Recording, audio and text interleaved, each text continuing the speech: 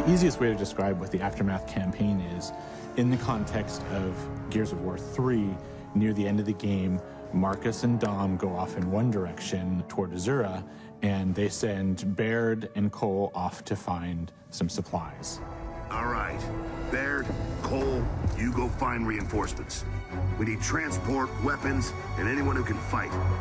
It just so happened that they went to Havel Bay to go find those reinforcements, and so we had all the pieces kind of put together, and it was like, you know, let's go tell that particular story from Gears 3. You run into Paddock, who's one of the new characters in Judgment, because he's still hanging around that city. Only cog soldiers are this noisy. Paddock? That sidearm can go back where you found it. I think it's really neat to see Paddock inserted into this point in the timeline of the Gears story. It takes you back, and I think it's a point in time that everyone's going to be excited to see. Ultimately, it's a reward for fans. Paddock is a Groznian guy. He's kind of the grizzled veteran, former UIR soldier, right? So yeah, he was opposing the COG in the Pendulum Wars, and then when the treaty was signed, right around the time of Emergence Day, he came over to fight for the COG. Again, it's just a continuation of the story, and just peeling back the onion layer just a little bit deeper to see what else happened during that traumatic time.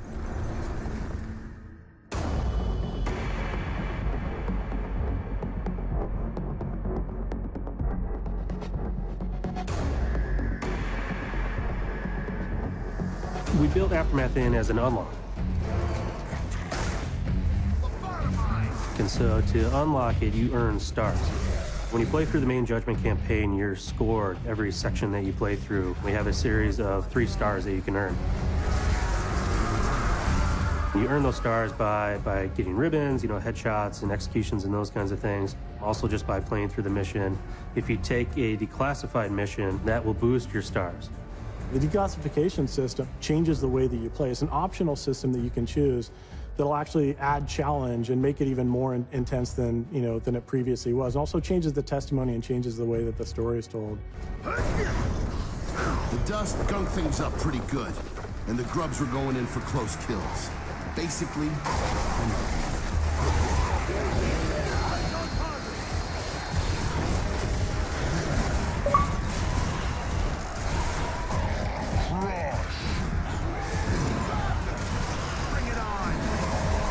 The very core, the very foundation of what we're trying to do in Judgment is all built on intensity.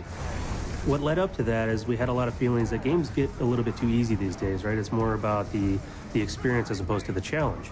To make it more intense, there's some specific things that we did. One of those is the smart spawn system, and so this was a whole thing that we engineered so that when you get into a battle, when you come into an encounter, what you face will be different every single time. You might play through once and get, you know, tickers and maulers as you kind of like lay back, and then you play through again and you push forward, and now you have wretches and different enemies flanking you. So lots of intensity happening in this game. Systems like the Smart Spawn system are really cool for us as designers. I mean, yes, it's a challenge because it forces us to think in a different way. In the past, we could always say, okay, X, Y, Z is going to happen, and then when this ticker explodes, then the door is going to open, and a boomer's going to walk out, and we can script that experience. So it forces us to rethink a lot of the combat scenarios.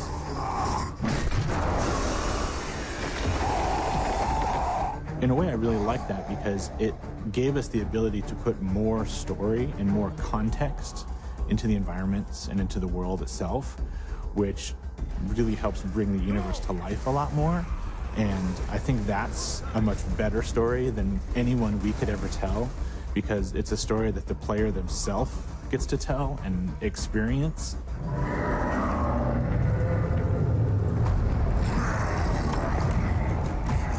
For us, it's a process of evolution. We don't want to just give the same experience over and over again, because that's really an injustice to the fans.